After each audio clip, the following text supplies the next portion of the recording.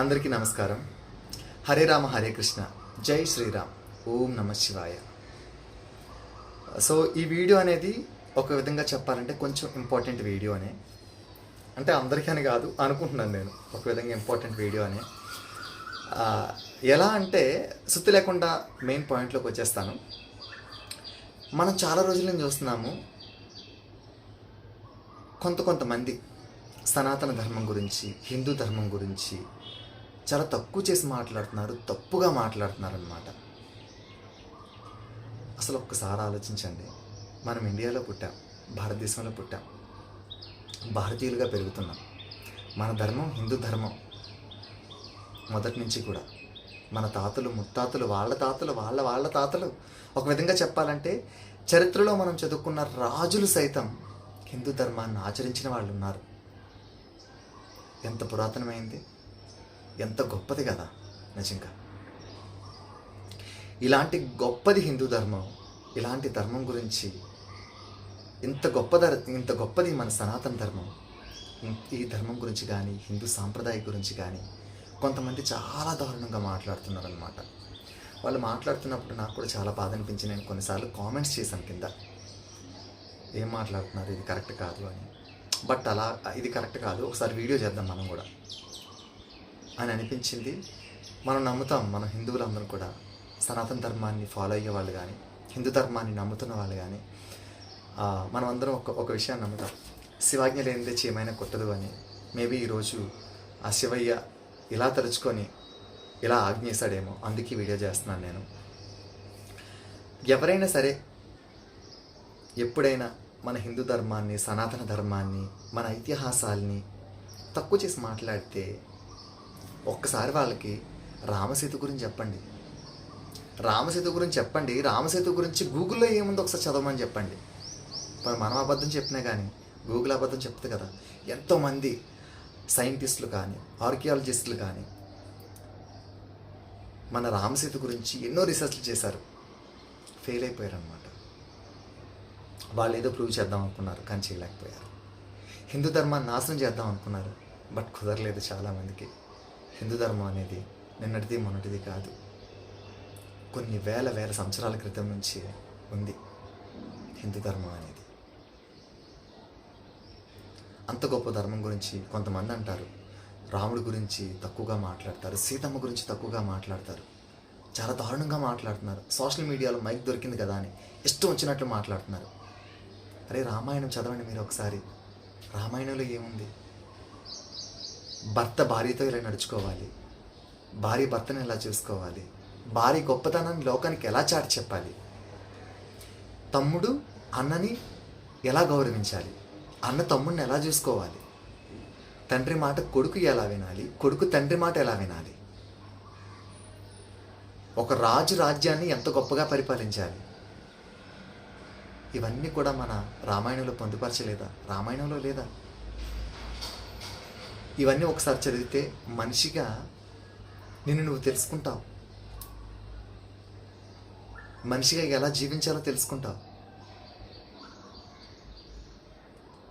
చంద్రుడి మీద అడుగు పెడుతున్నారు మనుషులు ఇప్పుడున్న టెక్నాలజీ యూజ్ చేసుకొని.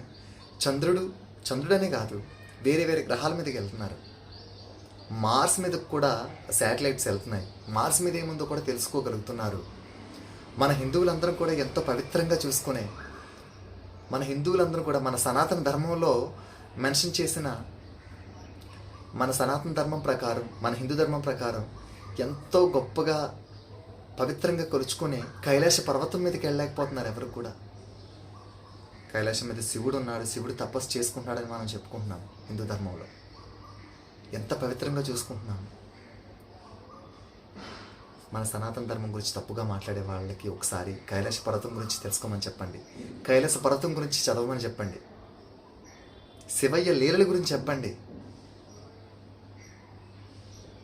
మీరు ఒక మతాన్ని నమ్మితే ఆ మతాన్ని నమ్మండి, తప్పులేదు. మతం అనేది మనుషులు కొట్టుకోవడానికి ఏర్పాటు చేసిన రెండు వర్గాలు కాదు అవి మార్గాలు. వర్గానికి మార్గానికి చాలా తేడా ఉంది. నీకు నచ్చిన మార్గంలో నువ్వు నడుస్తూ వెళ్ళు, పక్కవాడు నడుస్తున్న మార్గాన్ని విమర్శించే హక్కు నీకు లేదు. అది తప్పు. హిందూ వేరే మార్గాన్ని విమర్శించొద్దు, వేరే మార్గంలో ఉండేవాళ్ళు హిందువుల్ని విమర్శించొద్దు. కొన్ని వేల సంవత్సరాల క్రితం నుంచి ఉన్న మహాభారతం కానివ్వండి, రామాయణం కానివ్వండి, భగవద్గీత, ఇవన్నీ కూడా మార్గాలు. మనిషిగా మనల్ని మనం ఎక్స్ప్లోర్ చేసుకోవడానికి, మనిషిగా మనల్ని మనం తెలుసుకోవడానికి, సమాజంలో ఎలా నడుచుకోవాలో తెలుసుకోవడానికి ఇవన్నీ చాలా గొప్ప గ్రంథాలు అన్నమాట. నువ్వు తప్పు చేస్తే నీకు ఎలాంటి శిక్ష పడుతుంది? పరాయి స్త్రీ మీద నువ్వు మనసు పడితే, పరాయి స్త్రీని నువ్వు చెరచాలని చూస్తే ఎలాంటి శిక్ష పడుతుంది? రామాయణంలో తెలియలేదా? రామాయణంలో రాయలేదా? అవి ఎప్పటివి? సనాతన ధర్మం అనేది అంత గొప్పది, అంత ప్రాచీనమైనది. సో దీని గురించి ఎవరు తక్కువ చేసి మాట్లాడద్దు. తక్కువ చేసిన మాట్లాడిన వాళ్ళందరికీ ఇవి చెప్పండి. ఎప్పుడైనా సరే హిందూ ధర్మం గురించి కానీ, సనాతన ధర్మం గురించి కానీ, హిందూ దేవుళ్ళ గురించి కానీ తక్కువ చేసి మాట్లాడే వాళ్ళకి ఒక్కసారి తిరుపతి రమ్మని తిరుపతి తీసుకెళ్ళండి. తిరుపతి వెళితే, తిరుపతి నువ్వు వెళ్ళడం స్టార్ట్ చేసిన దగ్గర నుంచి నీ మనసులో భక్తి తప్ప వేరే ఆలోచన రాదు.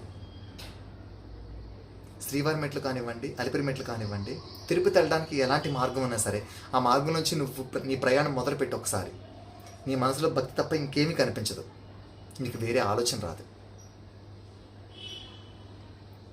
నా పర్సనల్ ఎక్స్పీరియన్స్ నేను షేర్ చేసుకుంటున్నాను. నేను తిరుపతి వెళ్ళిన తర్వాత, తిరుపతి వెళ్ళడం కోసం నేను నా ఫ్రెండ్స్తో ప్లాన్ చేసుకున్న తర్వాత తిరుపతి మెట్లు ఎక్కడం స్టార్ట్ చేసాం, అలిపిరి మెట్లు ఎక్కడం స్టార్ట్ చేసాము. నా లైఫ్లో ఫస్ట్ టైం తిరుపతి వెళ్ళడం, వినడమే కానీ ఇప్పుడు వెళ్ళలేదు, అదే ఫస్ట్ టైం వెళ్ళడం. నేను తిరుపతి వెళ్ళినప్పుడు నేను ఫేస్ చేసిన ఎక్స్పీరియన్స్ ఏంటంటే, దారిలో వెళ్తున్నాము, చక్కగా మంచి ప్రకృతి, ఎంత మంచి ప్రకృతి, చక్కగా చెట్లు, కొండలు అవన్నీ చాలా బాగుంటుంది. వెళ్తున్నాను. 3 days అక్కడే స్టే చేసాం. అంటే వెళ్ళేటప్పుడు మేము అక్కడ దర్శనం కోసం అండ్ నెక్స్ట్ డే ఆ చుట్టుపక్కల తిరగడానికి. సో 3 days ఆల్మోస్ట్ మేము స్పెండ్ చేసాం అక్కడ. 3 days కూడా నేను ఫోన్ బయటికి తీస్తే ఒట్టు, ఫోన్ ఎవ్వరం కూడా మేము ఫోన్ బయటికి తీయలేదు. మనసు నిండా ఓన్లీ గోవింద నామస్మరణం తప్ప, భక్తి తప్ప, ఆ వెంకటేశ్వర స్వామి తప్ప ఇంకేమీ కనిపించలేదు.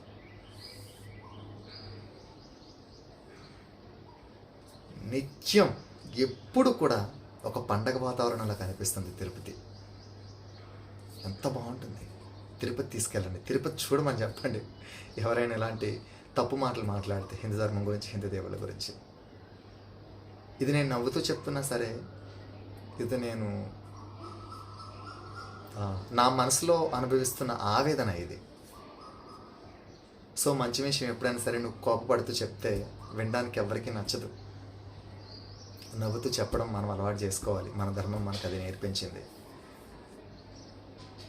అలా చేయండి ఒక్కసారి.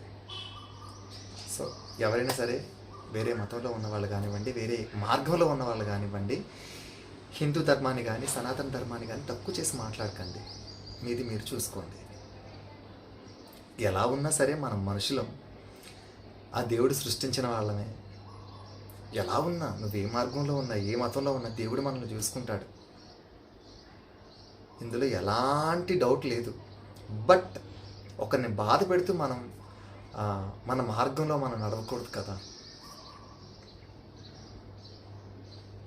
ప్లీజ్ ఎవ్వరు కూడా, ముఖ్యంగా సనాతన ధర్మాన్ని ఫాలో అయ్యే వాళ్ళందరికీ నా రిక్వెస్ట్ ఏంటంటే, ఇప్పటి వరకు మనం చాలా సైలెంట్గానే ఉన్నాం, చాలా ఓపికగానే ఉన్నాం. ఇప్పటి నుంచి మాత్రం ఎవరైనా ఇలాంటి విమర్శలు చేస్తే ఒకసారి ట్రై చేయండి. రామసేతు గురించి తెలుసుకోమని చెప్పండి. బద్రీనాథ్, కేదార్నాథ్, ఇంకా చాలా గొప్ప గొప్ప ఆలయాలన్నీ ఉన్నాయి. రామసేతు ఉంది. మన సనాతన ధర్మం ఏంటి చూపించే సాక్ష్యాలు చాలా ఉన్నాయి.